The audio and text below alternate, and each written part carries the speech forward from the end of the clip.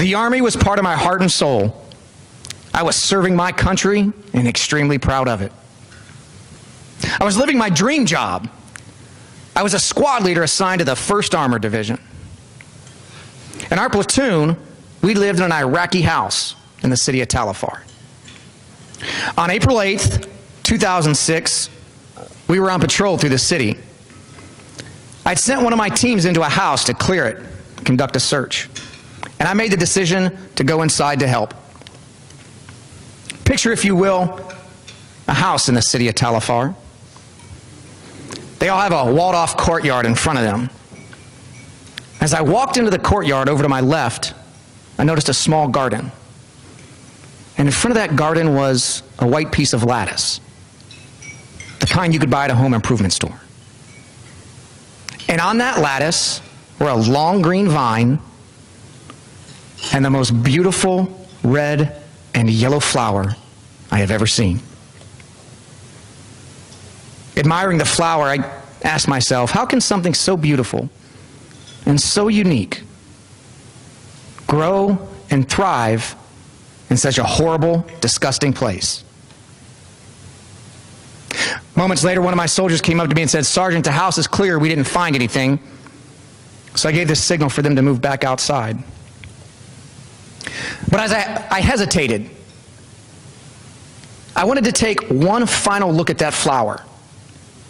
If I were going to bring something home with me from Iraq, I wanted it to be the memory of that flower. As I exited the courtyard, the roadside bomb exploded with a thunderous boom. Imagine if you were there. Dust so thick in the air you could cut it with a knife. Your ears ringing. A metallic taste in your mouth. And the smell of sulfur in your nose. Looking down, my right arm was just hanging there, and there was blood all over my uniform and on the ground. "Doc! Doc!" Seconds later, our medic rushed in. He began applying a bandage to my mangled right arm. 45 minutes had passed. Off in the distance, I could hear a helicopter preparing to land. I was placed onto a stretcher and carried outside, and I heard the words that will ring in my ears forever. Missildine is dead.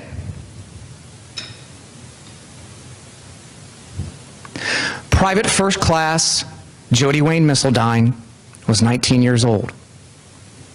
He had been in the Army less than a year. He was one of my soldiers. He was one of the men that I had promised that I would help protect. And at that moment, I thought his death was all my fault. You see, the helicopter came. They were going to take me out of there. I was going to be sent home. Yet one of my men would never go home again.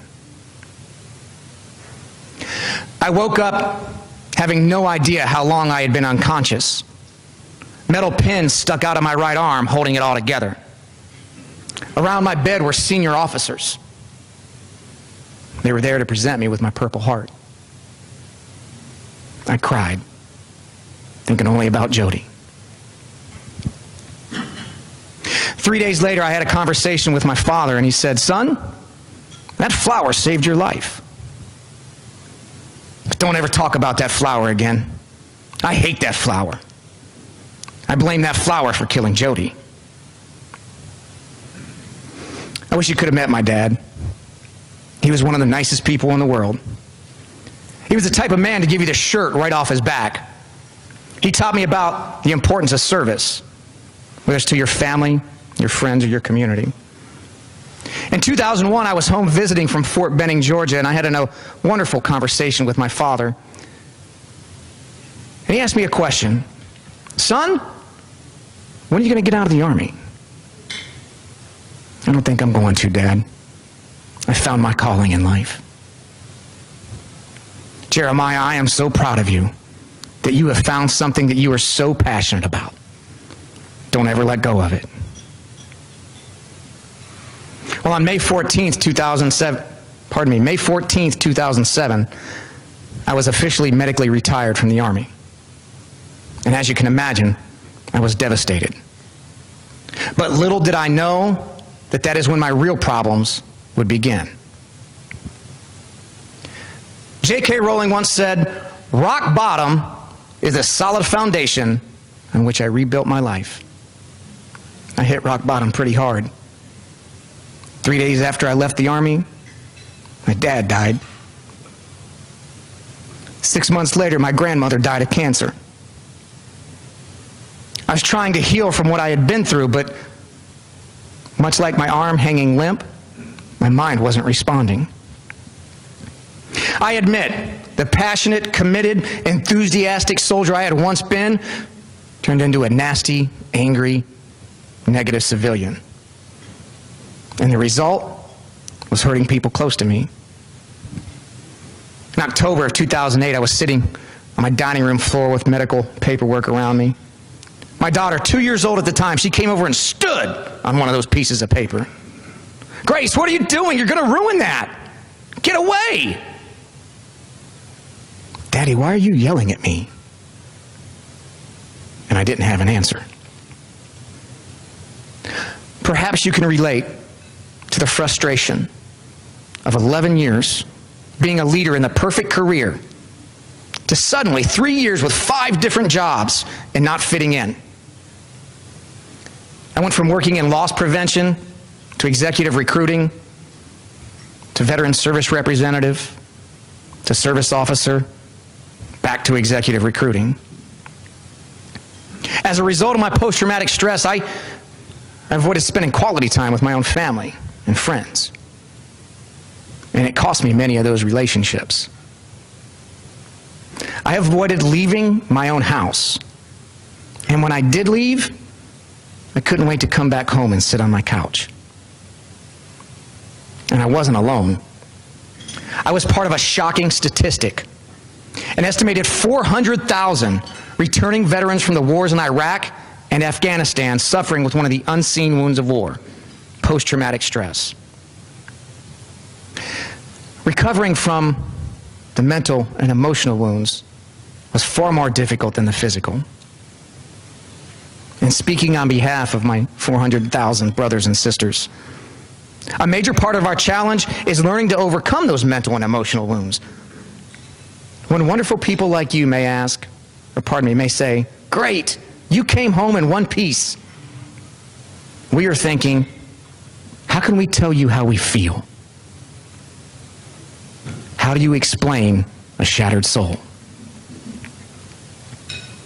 We're warriors. We get up at 5 a.m., go run 5 miles, and then jump out of a perfectly good airplane, all before most of you will even have breakfast. You know, when I was in Iraq, it really wasn't that hot. Only in the 90s with 50 pounds of gear on. From leaving the Army to my couch, I gained over 60 pounds.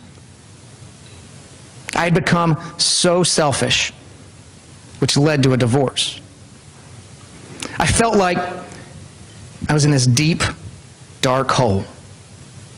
I was looking for something positive in my life. I guess you could say I was looking for a flower, but one that wouldn't blow up in my face.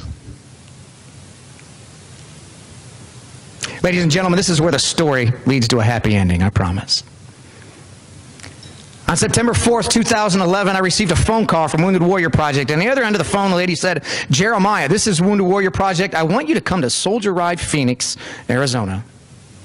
I wondered, why would Wounded Warrior Project want to send me to the desert?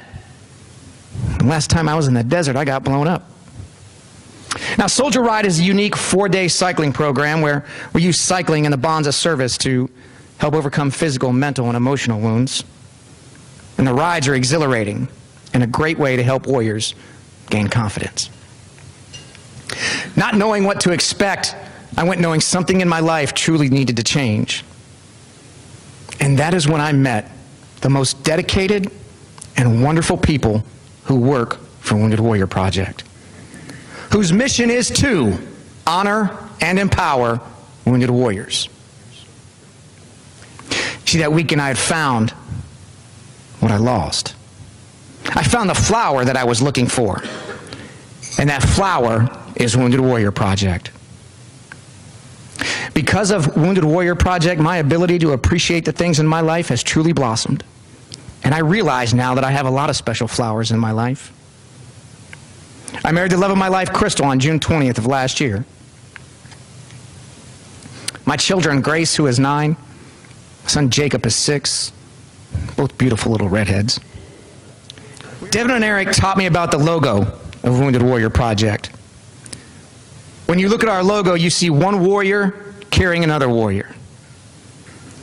When I look at it, I remember being the warrior on top, carried off the battlefield. I also see myself on the bottom, helping bring my fellow brothers and sisters home. We call it living the logo. And it's all because of a flower. A flower that looks perfectly in place in a beautiful landscape, yet has the ability to grow and thrive from the deepest and darkest of places. What would your flower represent? Thank you. Thank you very much.